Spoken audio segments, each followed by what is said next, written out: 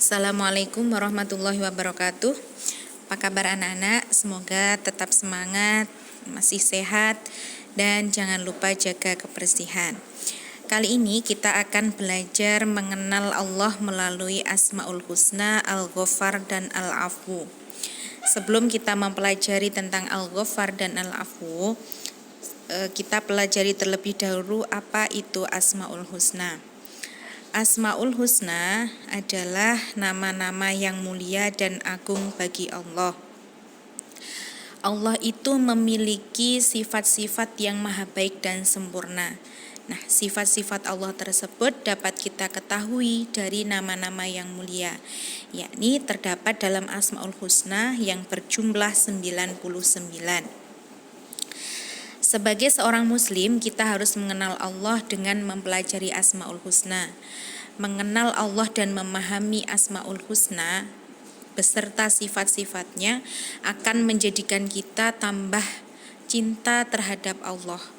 Maksudnya bagaimana? Tambah cinta itu berarti kita semakin yakin, semakin mengagungkan dan membesarkan Allah, serta membuat kita merasa takut kepada Allah. Nah, untuk itu, sekarang kita pelajari Asmaul Husna Al-Ghaffar. Apa itu Al-Ghaffar? Al-Ghaffar artinya yang maha pengampun. Di antara nama-nama Allah yang apabila kita mengenalnya, maka kita akan menjadikan hamba yang benar-benar dicintai oleh Allah, yaitu Al-Ghaffar tadi. Al-Ghaffar artinya maha pengampun. Maha pengampun dari segala dosa atau perbuatan yang kita lakukan.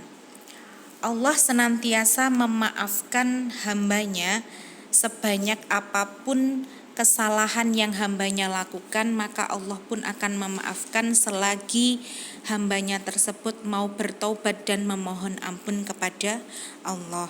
Nah, hal tersebut dijelaskan di dalam surat Az-Zumar ayat 53 yang berbunyi, Bismillahirrahmanirrahim, Qul ya ibadiyalladzina asrafu ala anfusihim la taqnatu mir rahmatillah innallaha yaghfirudz dzunuba jami'an innahu huwal ghafurur rahim.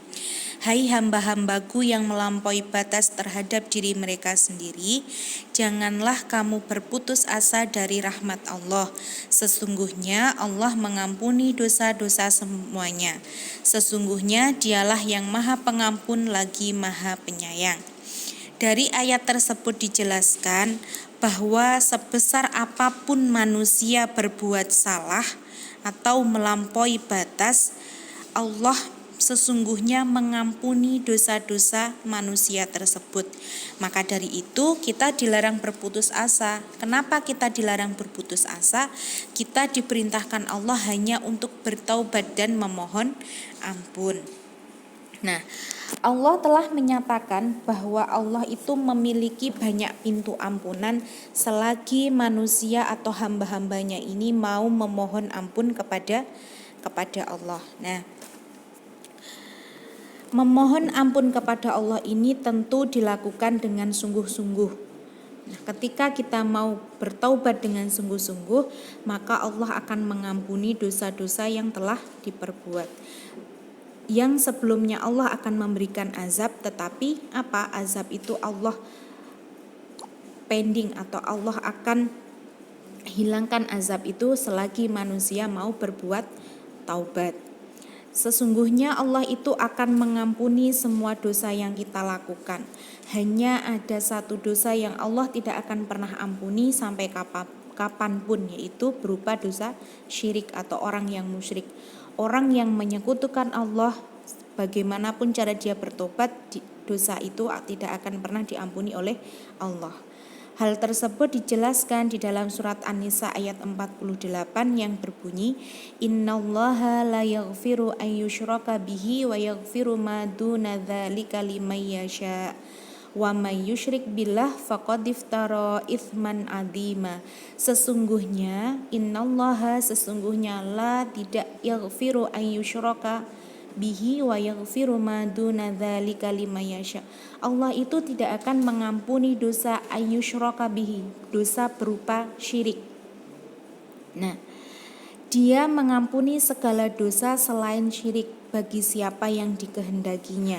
Jadi semua dosa itu akan diampuni terkecuali dosa syirik. Kenapa? Karena syirik atau menyekutukan Allah itu termasuk dosa yang besar. Nah, lalu bagaimana cara kita meneladani sifat Allah Al-Ghafar tadi? Yang pertama, senantiasa berlapang dada. Berlapang dada itu seperti apa?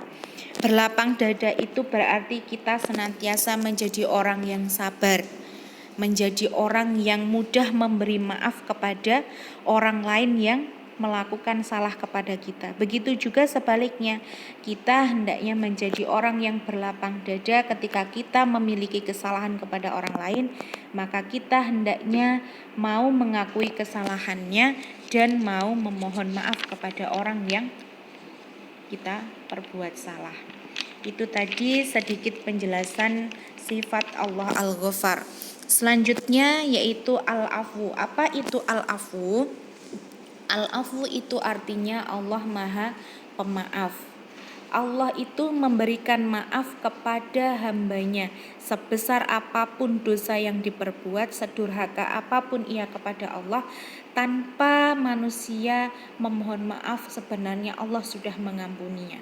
Akan tetapi sebagai hamba yang baik hendaknya kita meminta maaf, memohon ampun kepada Allah. Karena apa? Begitu mulianya Allah memiliki stok maaf yang begitu banyak kepada semua hambanya, sehingga apa? Tanpa atau sebelum hambanya meminta maaf, Allah sudah memaafkan. Nah, di dalam surat Asy-Syu'ara ayat 25 di situ dijelaskan bahwasanya Allah itu telah menerima taubat dari hamba-hambanya dan memaafkan kesalahan-kesalahan dan mengetahui apapun yang kita kerjakan. Terkadang kita itu tidak menyadari bahwa apa yang kita perbuat ini Allah semuanya tahu. Sekecil apapun dosa atau sekecil apapun perbuatan buruk yang kita lakukan, Allah itu Maha tahu. Akan tetapi apa? Dengan keburukan yang kita lakukan itu hendaknya kita memohon ampun atau memohon maaf kepada Allah. Nah, lalu bagaimana cara kita meneladani sifat Allah yang Al-Afu tadi? Yang pertama, hendaknya kita senantiasa memaafkan kesalahan orang lain, memiliki hati yang lembut dengan memaafkan kesalahan orang lain dan berusaha untuk melupakan kesalahan orang tersebut. Hindari memiliki rasa apabila orang tidak mau minta maaf, kita juga tidak mau memaafkan. Nah, Allah yang maha mulia saja mau memaafkan hamba-hambanya yang berbuat salah tanpa hambanya memohon maaf. Nah, apalagi kita hanya manusia yang memiliki banyak keterbatasan. Jadi cara kita meneladani sifat Allah Al-Afu tadi yaitu dengan memaafkan kesalahan orang lain dan berusaha melupakan kesalahan yang orang lain perbuat untuk kita. Demikian sedikit penjelasan tentang Al-Ghafar dan Al-Afu. Banyak kekurangan, mohon maaf. Ada hal-hal yang kurang jelas bisa dibaca lebih jelasnya lagi di LKS atau nanti akan kita bahas ketika kita melakukan pembelajaran tatap muka di sekolah. Terima kasih untuk ayah bunda yang senantiasa sabar menemani putra-putrinya belajar di rumah. Untuk anak-anak tetap semangat, jangan lupa jaga kesehatan dan disiplin, baik disiplin waktu maupun disiplin dalam hal yang lainnya. Terima kasih. Ibu akhiri, wassalamualaikum warahmatullahi wabarakatuh.